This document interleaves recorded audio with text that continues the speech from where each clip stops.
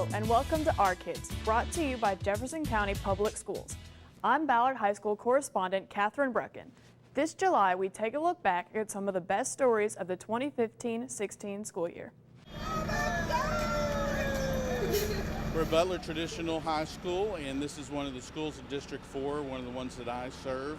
And I'm real excited that we got a new school year going. Come on, guys, here we go. Well, this is the kickoff to the 15-16 school year, so lots of excitement. Our students are ready, our educators are ready. Well, good morning and welcome to Butler High School. I just can't tell you how excited it is to be here on the first morning. There's a lot of potential for all of our students to learn this year. I go to Ballard High School and I'm a junior, and I'm actually excited for the first day. I get to see all my friends and I get to meet all my new teachers. As you progress in the years, it gets better. You get to know your teachers more, so your teachers like you more, and the students stay the same, so it's fun. We're excited to have the students back today. We put a lot of work and time in, our team did, to make sure that we're ready to go day one. Everything is about learning. We do have some business to take care of at the beginning, some paperwork to go home to parents. We will be in instructional day, and learning will be taking place today at Butler Traditional High School. The first day is about setting the tone for the year. It's about learning, so it's about setting expectations and routines, but it's about learning. So we need our students to attend school regularly and be as prepared and ready every day as they are today. This is first day of school. I'm in kindergarten. Grade. Why? Because I like school. Well, we are at bright and sunshiny Kenwood Elementary, where we're ready to open the first day of school. We've been preparing all summer to make sure that all of our staff members are ready for each of our almost 600 children that will be coming through the doors today. We have 11 buses that come here to Kenwood. All of our tags are already ready to go, and so that we can make sure that every child gets home safe. It's very exciting. It brings back lots of memories for me for all those years that I had those first days. But this morning it's so intense, trying to get everyone tagged quickly and welcome them back. But it's wonderful because you get a chance to touch each child that you get to tag. So it's just very exciting. My favorite thing about school is math. I woke up and got my clothes on and just waked up in the morning since I was so excited. Here at Kenwood, we individualize our instruction and try to meet the whole child where they're at and take them to where they need to be. There's real learning from day one, the moment they step on the premises. School starting up is fun, but it's also bittersweet for moms because they get old so fast, and it's exciting to watch her learn and grow. Take a seat anywhere you like, ladies and gentlemen. It's been a fantastic opening to the first day of school.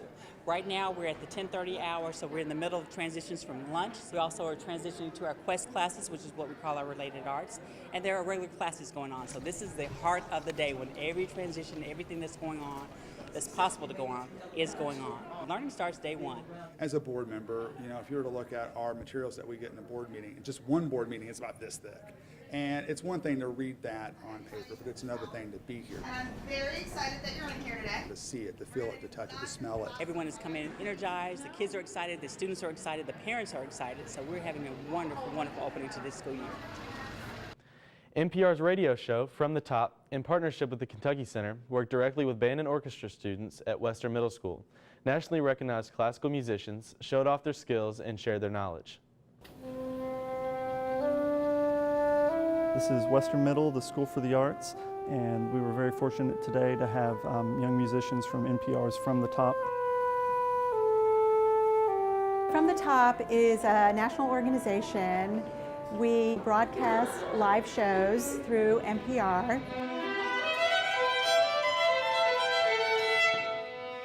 And we showcase pre-collegiate, classically trained musicians.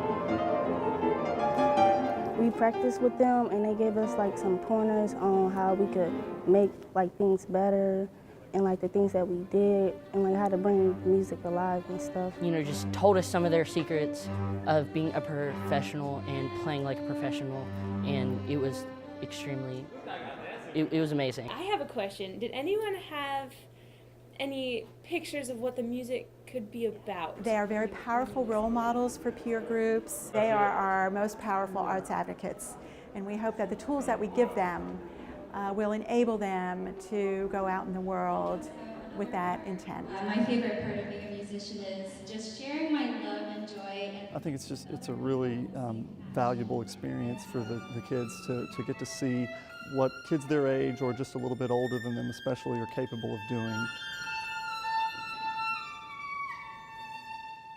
To like see kids who was like not much older than me come and they're that good, it's great. And to hear them. Just knowing that someone who's been my age and did, practice and played an instrument is just pretty cool to know that they're now like the best in the world. So much of our current music is derived from classical music, and when you have kids like this who are classically trained and so inspired themselves, that is contagious.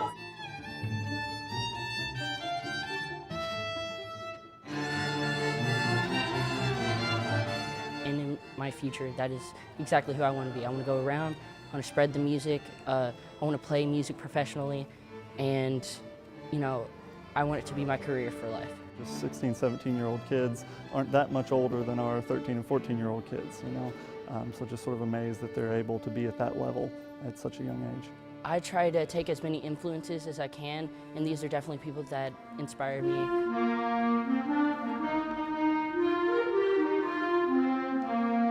We've got an outstanding bunch of kids here that work very hard, and we're really fortunate to be able to do the things that we do here.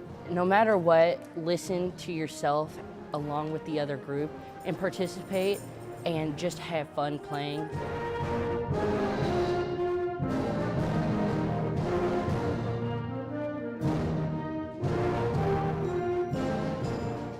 Fern Creek High School's Global Issues class tackles topics like agriculture and business with an international perspective. Correspondent Shelby Hershenrader shows us how students are using these skills for profit. Many people find themselves saying, "I'll never use this in the real world," but they've never taken Fern Creek's Global Issues class. This class focuses on many worldly issues and also to help students prepare for life after high school. Students who participate in the class are allowed access to the school garden, school chickens, and a full kitchen in order to become self-constructive businessmen and women. Teacher Joe Franzen gives students many hands-on opportunities in class, such as starting their own businesses. So one of the things that I did is I pushed to get a lot of these students that I've worked with before that know how to think interdisciplinarily and have developed a series of hands-on skills to get them all in a class period where we could develop a student-run, hands-on, project-based learning experience. That's where these businesses came from. I challenged the kids to be able to put their passions, capitalism, and compassion together with our community here at the Creek. Many students involved in these businesses take away people skills, budgeting, and a great experience. Senior Vanessa Ortiz describes what she takes away from her egg business. Just knowing that there's somebody every day going out there and helping them and making sure that their coops are nice and clean and that the places that they lay their eggs are nice and clean, and I can take the eggs, and also just to be able to give eggs to staff members and just let them buy cheap eggs that they don't have to go all the way to the store, and a lot of them like it too. One group in particular focuses on providing a healthier option for younger students at Fern Creek Elementary. Elena Coulter, co-founder of the Snack Shack, explains what she provides towards the community. So we created a business to provide healthy alternatives for elementary school kids because after school, normally they're really hungry and they ask their parents can we go to McDonald's drive-through, let's get a hamburger or something, and that's not really a healthy option. So when we created this business, it helps the parents give their kids something healthy to eat after school. The many businesses allows Mr. Franzen to see potential in his students, as well as preparing them for their future opportunities. And for our kids, I'm Fern Creek correspondent Shelby Hershenrader. We have more great stories about JCPS students. Stay tuned. My name is Natasha Williams. I'm a bus driver for Jefferson County Public Schools. For me, it's all about the children. Because most parents work, I'm part of that working parent group. I'm usually the first person to say good morning to a child, and I don't take that for granted. I love that. During over 12 years, I've seen some children grow up to be adults and have children of their own, and I get to pick up their children. When you meet bus drivers, you instantly have friends because we wave and talk to everyone. So if you're on a bus You'll see all the bus drivers waving at each other. It's been great for me and for a lot of other bus drivers. I always tell them, just try it. If I can get them to stay 1 year, they'll stay a lifetime because it's a really good job. It's more of a calling for me. It's the right job. I'm Natasha Williams and I am JCPS.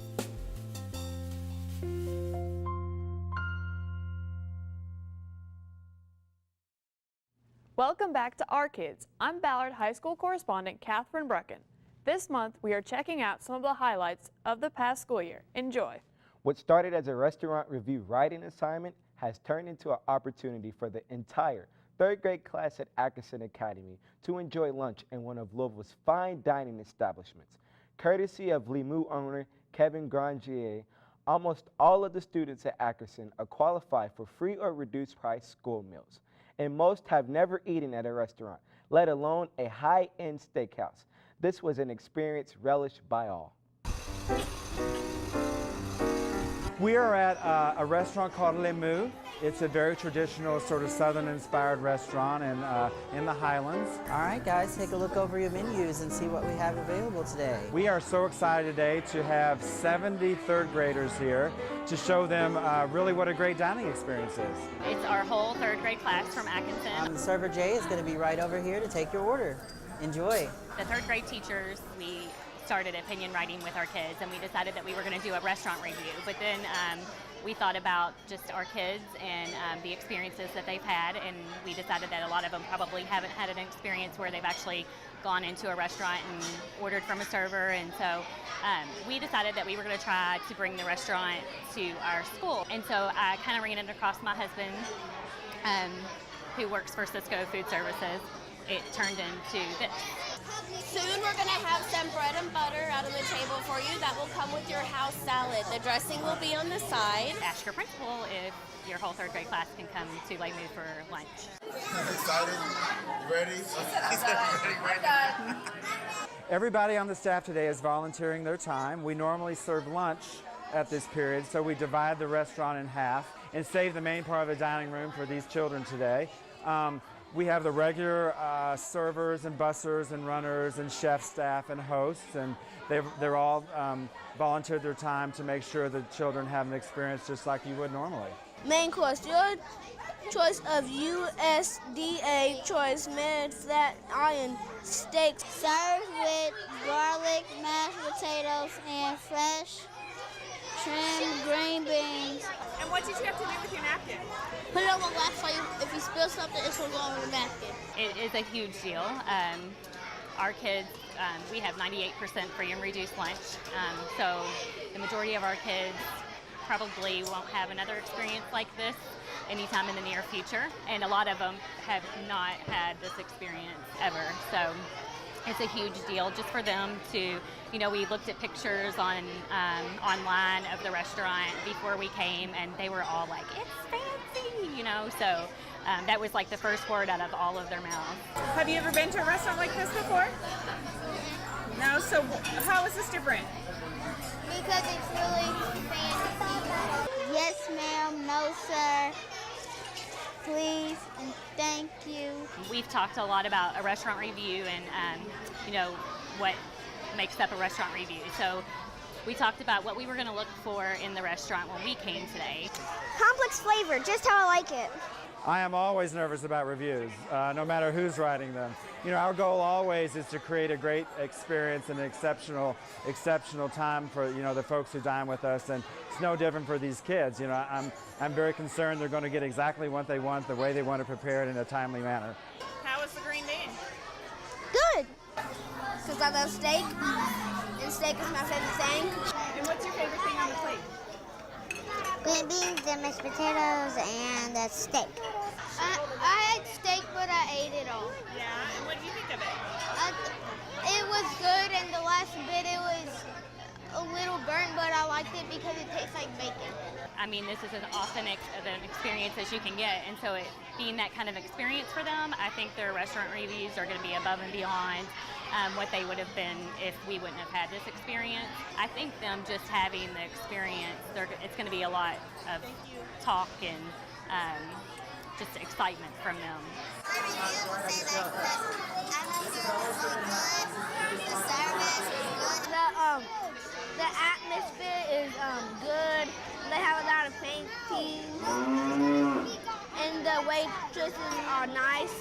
You know, I remember the first time that I went to a really nice restaurant, and I have really great memories of that. And I just felt like it was a good opportunity for us to give the children a really great experience and something to remember, and maybe also something to aspire to as they get older.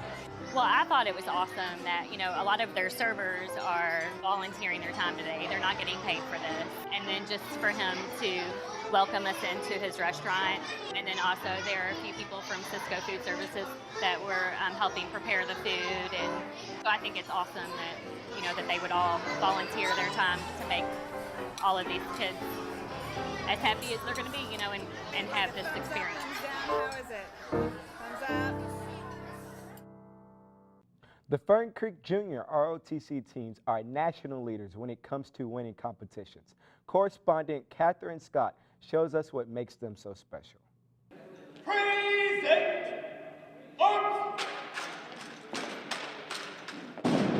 No other sports team in the country can say what Fern Creek High School's drill team can say.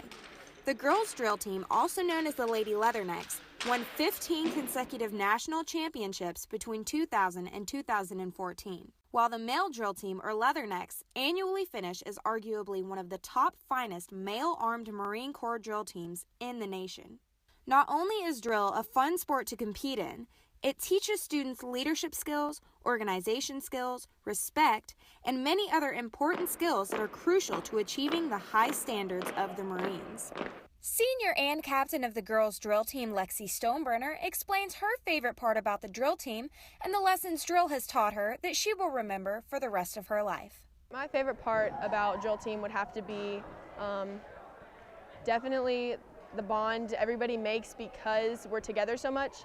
And I'm not saying it's nice all the time. Like it's nice because it's not nice, if that makes sense. We get to just learn how to deal with people in situations that are hard and in stressful situations, and when you're tired and when you've had a really bad day and you still have to accomplish a mission, you still have to accomplish, you know, a task, whatever it is. So it's really nice to be able to like get to experience that now before we go out into the real world and go to college and get really stressed out there. So my favorite part would have to be just that bond that we get from the hard times. Senior and Sergeant Major of ROTC, Gage Hill, explains the reasons he joined the drill team in the first place. My future endeavor is to join the Marine Corps. It was one of those deals where, you know, it was just more I could learn. I could learn about rifle handling, the fundamentals, and it was just being closer to the unit. The unity, and you have your ROTC brothers, but when you're coming in every day at 6 o'clock in the morning, you are going through the grind every single day for the entire school year. You become, you know, a part of the family, and it really is dependability, and you have to be there for it. You can't be late to practice because that affects them. There's an empty spot that they have to fill. Senior and captain of the boys' drill team, Bryce Moore, explains his favorite part about being a member of Fern Creek's drill team. My favorite part about drill, it would probably have to be just the family aspect, because it's like being in ROTC, you already have that kind of family bond, but then with drill it's like even more because of you're spending more time with these people than you do with your actual family. By the right flank, march! Between the early mornings and late afternoons of intense training and practice, Fern Creek High School's drill team is on their way to taking nationals once again. For Our Kids, I'm Fern Creek correspondent Katherine Scott. Ballard High School students have a chance to get college credits at 2 local universities. Correspondent Laurel Deppen explains. 5, 4, 3, 2, 1. Many students in JCPS are taking advantage of classes that earn college credit.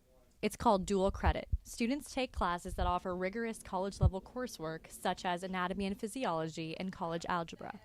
Ms. Pointer teaches college algebra at Ballard. Dual credit is like any dual credit. It's a college class that you get to take at high school. So you get to pay a reduced fee for college credit, and you get to take a lot longer to take it than you would at college. Broadcasting students at Ballard and several other schools around the district can also earn college credit. Here at Campbellsville University, Ballard students are earning credit in the communications program. Topics such as writing for broadcast and camera work are explored. Getting dual credit with Campbellsville is a really great opportunity. I'm so happy I have this as a junior. I can get this college credit out of the way. It's something I'd already be learning in broadcasting, but now it's like extra bonus. Yay, I get dual credit for it. So this is a class I won't have to take in college. I can just skip and go to the level I need to go to. The guidelines are different at each college. ACT scores and GPA are factored in for acceptance. We have more great stories about JCPS students. Stay with us. Do you need help providing school clothes for your child? The 15th District PTA Clothing Assistance Program can help provide uniforms and other clothing. Make an appointment with the Family Youth Resource Center at your child's school. Donations of new and gently used uniforms and clothing are also accepted. Call 485-7062 or 485-7450 for more information. I'm neurosurgeon Shadriwala, Seneca High School class of 1989. I am JCPS. I'm Ballard High School junior Brianna Owens, and I've been selected for the Wharton School of Business Summer Institute. I am JCPS. I'm Marshall Goldsmith, Valley High School class of 1967. Executive Leadership Coach, I am JCPS. I'm Justin Cornwell, Eastern High School class of 2007, and I played a young Muhammad Ali. I am JCPS. We are JCPS. Welcome back to Our Kids. I'm Ballard High School correspondent Katherine Brucken. Check out some of our favorite stories from the 2015-16 school year. Students at Wagner High School's Health and Environment program are using their class time to investigate a death, crime scene investigation style. So Anna was face down on the floor. She had vomit next to her, spilled orange juice, pill of unknown substance, a syringe, a muddy shoe print. We are at Wagner High School. Today we were focusing on our Principles of Biomedical Science class.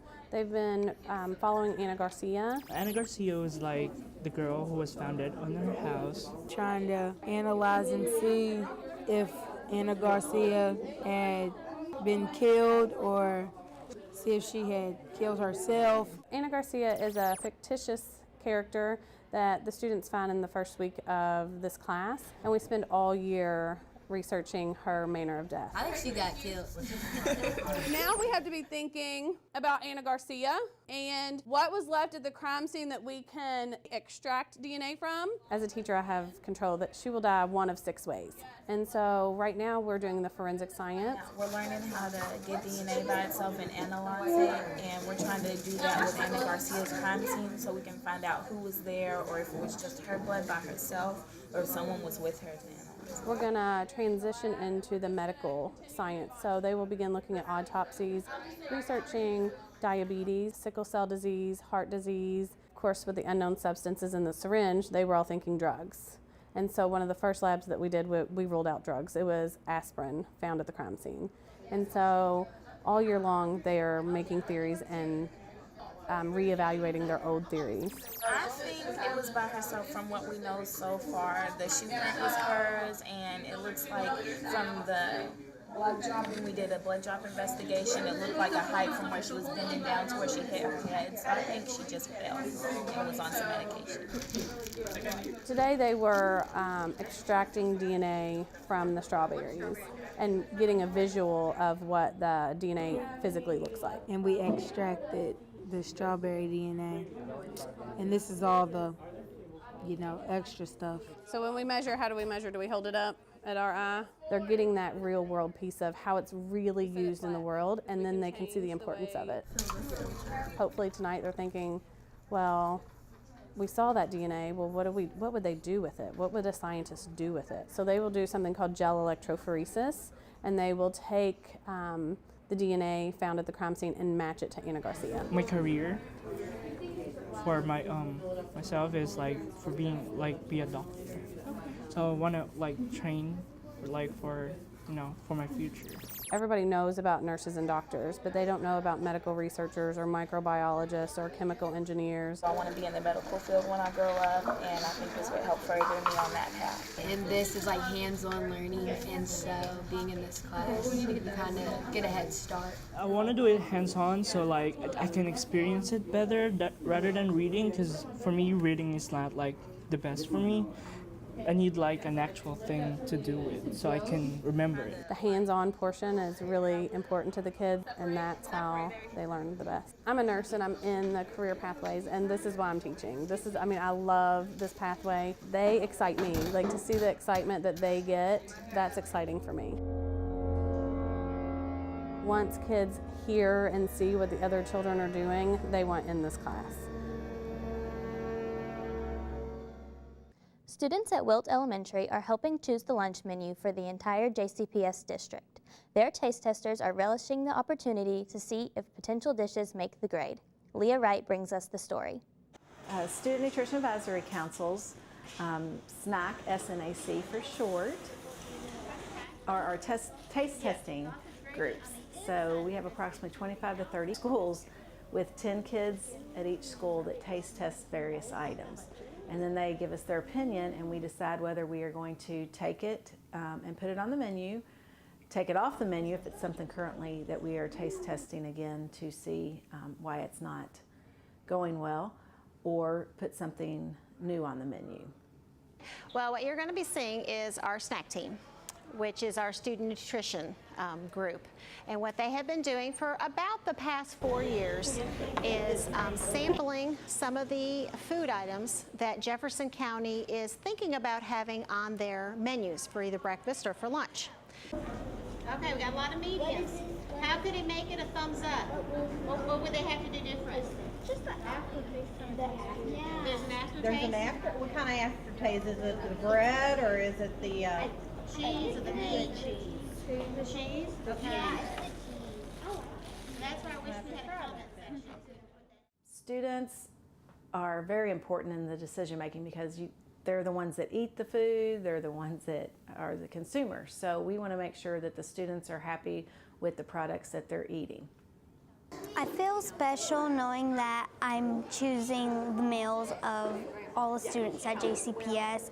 I just like tasting different foods. So we usually get together about 4 times a year, and they send us these samples, and then I have a selected group of students from 3rd through 5th who are brave and willing to try these items and also give their honest opinion. So the students are very excited to have some electronics to go along with this, because in the past it has been paper and pencil. It's easier than writing down what we liked about it. Thanks for watching our show. We hope you enjoyed it. You can find full episodes of Our Kids on the JCPS YouTube channel. Until next time, keep supporting our kids.